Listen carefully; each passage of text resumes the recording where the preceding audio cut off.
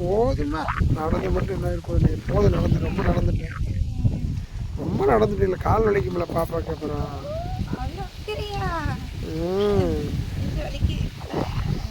night என்ன சாப்பாடு எப்போ சோறு போடுவேன்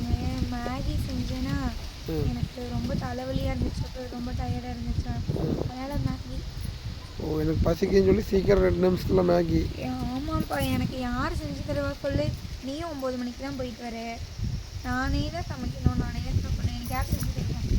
அவங்க தானே நானும் மற்றவங்களுக்குலாம் யாருமே செஞ்சிடும் அவங்க தான் செஞ்சு சாப்பிட்றாங்க ஒரு சிலர்லாம் போன ஜென்மத்தில் கோடான கோடி புண்ணியம் பண்ணியிருப்பாங்க அதனால நல்ல மாமியார் நல்ல ஃபேமிலி கிடைச்சிருக்கோம் அப்போ நல்லா ஃபேமிலி நான் இல்லைங்கிற நீ நம்ம ஃபேமிலி நல்ல ஃபேமிலி அப்புறம் யார் ஃபேமிலி நல்ல ஃபேமிலி புண்ணியம் பண்ணலன்னு சொன்னேன்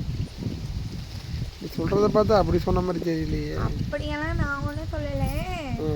புண்ணியம் பண்ணவங்களுக்குலாம் நல்ல மாமியார் கிடைப்பாங்க சமைச்சு போடுவாங்க தாங்கி தாங்கி பார்த்துப்பாங்க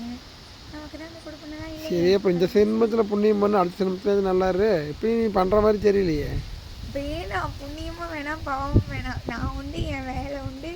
என் பையன் உண்டு என் புருஷன் உண்டு என் குடும்பம் உண்டு அப்போ வர்றது அனுபவிச்சு தான் தீர்வு வேறு வழி கிடையாது பரவாயில்ல நான் அனுபவிச்சுக்கிறேன் என்ன எலி நான் பக்கம் தான் என்னனாலும் வளர்த்தோட்டுன்னு சொல்லுவாங்க சரியா அவங்க பக்கத்து நியாயத்தை தான் எல்லாம் பேசுவீங்க தவிர ஆப்போசிட்டில் இருக்கிறவங்க அப்படின்னா யாரும் யோசிக்க மாட்டீங்க அதாவது சொல்கிறதெல்லாம் ஈஸி தான் அந்த இடத்துல இருந்து பார்த்தா தான் அதோட கஷ்டம் தெரியும் யாருக்குமா கஷ்டம் இல்லை எல்லாத்துக்கும் இருக்குது தான் செய்யுது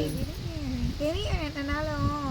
ஒரே ரத்தம் நீங்கள் அப்படி தான் இருக்கீங்க இப்படியே சொல்லுறான் நீ ஒன்று சொல்ல விடாத கேட்டால் நீ அப்படி தான் சொல்லுவீன்னு சொல்லிடுறேன் நான் அப்படியெல்லாம் சொல்லலை குமரன் உன்னை விட்டு தான் தருவானே உன்னைய நான் அவங்கவுங்களுக்கு ஒரு ஃபேமிலியான உடனே அவங்கவுங்க குடும்பத்தை பார்க்கட்டுன்னு விலகி வந்துடணும் என்ன அப்படின்னா ஒரு நிமிஷம் ஒன்று தெரிஞ்சுக்கோங்க ஒருத்தர் பொண்ணோ பையனோ அவங்களுக்கு கல்யாணம்னு எதுக்கு பண்ணுறோம் அவங்க வாழ்க்கையை அவங்க வாழணுன்னு தான் பண்ணுறோம் கல்யாணம் ஆனதுக்கப்புறமும் இது என் பொண்ணு என் பையன் ஓவர் உரிமை எடுத்தாலோ இல்லை எப்படி சொல்கிறது ஓவர் அட்டாச்மெண்ட்டாக இருந்தாலோ அது பிரச்சனையில் தான் வந்து முடியும் என் பையன் என் பொண்ணுன்னு நான் வச்சுக்கிறதுக்கு இன்னொருத்தருக்கு கொடுக்கவே வேண்டாமே அப்படியே வச்சுக்கலாம்ல 20 வயசில் பையன் மேலே காட்டுற அக்கறை 30 வயசில் இருந்துச்சு அக்கறை இருந்ததுன்னா கல்யாணம் ஆயிடுச்சு அவனுக்குன்னு ஒரு குடும்பம் ஆச்சுன்னு தள்ளி வர்றது தான் நல்லதே தவிர்த்து சண்டை கட்டிட்டு இது என்னோட உரிமை நான் தான் பார்த்தேன் அப்படின்னு இதெல்லாம் பேசினா பிரச்சனை தான் பெருசாகும் அதனால இந்த டாபிக் வேண்டாம் அப்புறம் சண்டையாக தான் முடியும் சரியா சரி போதுமா அவ்வளோதான் டாபிக் நிறுத்திடுவோம் பாய் பாய் கதை அடுத்த வீடியோ கட் பண்ணுங்க